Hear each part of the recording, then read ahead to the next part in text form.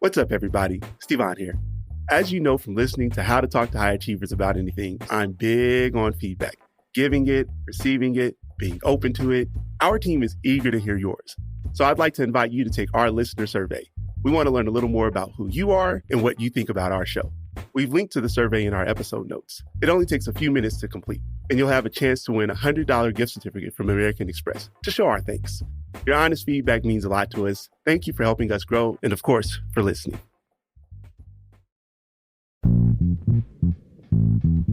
What's up, everybody? Welcome to How to Talk to High Achievers About Anything. I'm Stevan Lewis, a licensed psychotherapist. Today, we welcome Lindsay. Lindsay is an influence marketer and a newlywed. He built his career from the ground up by combining a whole range of interests, from his love for learning to football, from writing about hip-hop to social media. But now, things are getting complicated for Lindsay because he wants to prioritize his relationship and be a good partner without also having to let go of his many career ambitions. Let's get into it. My name is Lindsay Gamble. I'm an influencer marketer. I am Associate Director of Influencer Innovation at a company called Maverick, which is basically a platform for influencer marketing. Based in Boston, born and raised, all my family's here. And outside of exploring the creator economy, I love exploring nature and hiking and everything else. Corona for me was really unique. You know, I've lived in Boston my whole entire life, but from first grade all the way through high school, I actually went to school in the town of Reading, which is outside Boston. And what I think had a really profound effect on my life was that I was one of a few minorities in my classroom. And so while I'm living in Boston and living with people that look like me in Roxbury, I'm taking a bus every morning and going to a suburb and have a group of friends and a whole different type of life. When I grew up, I was going to play in the NFL. I love football, played in high school, was able to play in college and, do a couple of different tryouts with NFL teams. Unfortunately, that didn't work out. When I think about my journey over the last couple of years, but even when I was younger, where I am today makes a lot of sense. I've always been a creative person. I used to love drawing when I was really young. And then when I started playing football, I would always go to YouTube and seek out information on the best drills and the best type of workouts. And that's where I think I really kind of not build my curiosity, but really dived into knowing that there's so much information out there and not just seeking out information, but taking that information and being able to figure out how it works for myself. And so that actually translated to, after college when I started writing a music blog, and this was my way to really kind of build something from the ground up and teach myself. And so that curiosity popped up again because I had no idea about writing a blog. I had no idea really how to leverage social media outside of just using it for my own personal use and using it for class. And so by building this hip hop blog, I learned everything from writing articles to using Twitter and Instagram to promote those articles, to connecting with people, to throwing shows, basically how to build a brand online and really leverage that to create influence in the area. So it's been really great to be able to grow with the industry and continue to, learn and continue to help it evolve. So when I first started dating my wife, Sarah, being a newlywed has been really interesting. One of the things I've been thinking about a lot is how does that impact my ambition, my career? And when we first met, one of the things that I felt like didn't allow me to really be fully involved in a relationship at that time, and I had to take a step back, was because I just thought like I need to get myself straight to be able to love someone or be the right partner. And so I did that for years and nothing good came out of it, right? I kind of was just spinning my wheels. And then I realized that having someone there to support me during those times is really important. I think being a married man, I think it's going to be really even more critical. Maybe it's less time, writing my newsletter or, doing a lot of the grunt work that I did to get at this point, but it's more time being engulfed in the moment and being present and realizing that I can still have a successful career, but having an even more successful relationship. Even within the last, month and change that we've been married, it definitely has been a little different where there's times, even leading up to the wedding, where I was grinding out the newsletter and I find myself trying to be more aware of that. And so making sure that we're eating dinner or going for walks and being present and not thinking about so much just being productive. she always jokes with me and says, I feel like I always have to be productive and the most motivated person. And it sounds like a good thing, but it actually probably isn't a great thing because you're always feeling like you have to do something to hit the next goal or do the next thing. And not in a capitalistic way, but more so just continue to progress.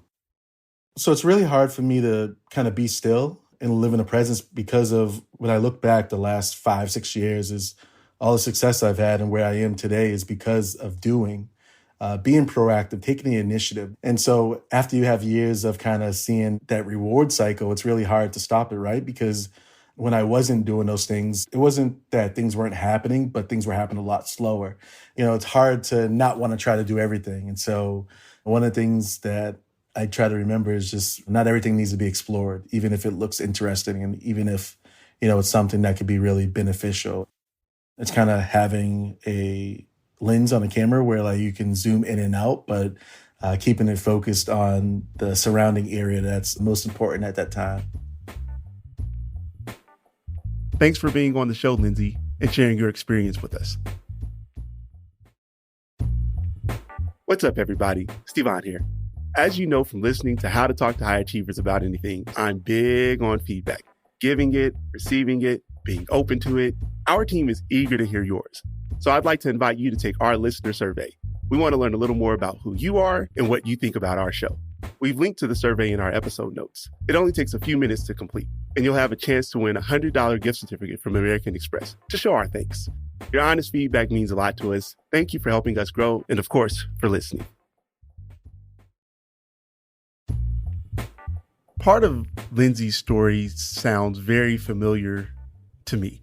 Being kind of bussed out to a school that's in the suburb and being one of the few non-white students in the classroom, it really mirrors a bit of my own experience. So I was quickly kind of drawn into what he's going through and how his worldview has been shaped.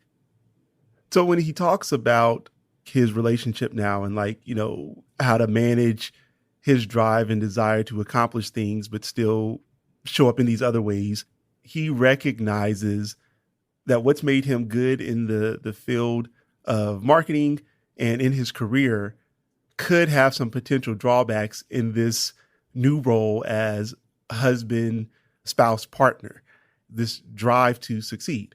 And so he's, really purposeful and dedicated and motivated. Those things bode really well for career. Sometimes it doesn't translate well into relationship because what's made him successful could pull him further away from his relationship at times, being so driven, the self-worth being tied to producing or productivity or doing. My concern comes with him being in a relationship now that's sort of new. And sometimes if our evaluation of ourselves or our value or self-worth gets attached or connected to doing, producing, accomplishing, then we might feel less successful, less valuable if we aren't giving or doing something for our partners, which can be an issue if our partner doesn't want us to do something. For Lindsay and for other high achievers, it'll be important to not be so attached to that part of themselves that has to do in order to feel successful.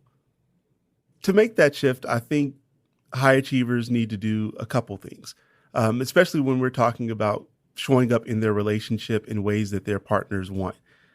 Check in with your partners, have them define for you what success looks like for you in their lives. If it's not kind of producing or doing something, then maybe it's, being present. I also think that for high achievers, there's this feeling of gratification that we get or is obtained from doing something and seeing the fruits of our labor. Sometimes when we are in relationship with another person, it's not as instantaneous. And so I use the analogy of it's like grass growing. Something's happening, movement is taking place. It's just at a very slow pace. And so sometimes in relationships, it's okay to slow things down a bit, to not feel so rushed or feel this sense of urgency. And it's hard for, folks like Lindsay, because they are looking towards the next to do, the next item on the list to check off. Our partners and our relationships might not be a check off item per se. It's not on the to-do list every day. Well, I gave, my spouse a kiss, and so I got that done. It's not so, transactional, so to speak. I mentioned that high achievers and Lindsay being part of that group like to see the fruits of their labor. We might need to define or redefine what those fruits might be. In business, it's easy. I've got these metrics and I need to have so many followers, so many likes, so many leads that turn into a purchase of a product. In our relationship, it's not so clear cut. And so trying to identify what the fruits are of our, investment and, our hard work, that's part of the conversation we have with our spouses or our partners, is to get more kind of clarity in that and what they want. Some of it might also be like, it's not something tangible. It's seeing them happy. It's seeing them rest. It's seeing our significant other not have to put forth a lot of mental load to think about us so much, that we took some of that off of them. Those aren't necessarily tangible, concrete, physical things, but also have lots of value for the other person. Here's a clip of something that really stood out to me. When we first met, one of the things that I felt like didn't allow me to really be fully involved in a relationship at that time, and I had to take a step back, was because I just thought like I need to get myself straight to be able to love someone or be the right partner. Lindsay made mention of this idea that he felt as though he needed to get his career to a specific place or level before he could enter into and show up for somebody else in a kind of, relationship way. And for men, that's a huge thing because it's like, our oftentimes value is tied to, what we are able to produce or accomplish or do. And, him being a man and maybe even a Black man, part of the identity is to be provider. And if that isn't accomplished, then there's this sense of failure. And so it makes sense when he talks about putting off for a year or 2 or 3, moving forward with relationship because his career was still building.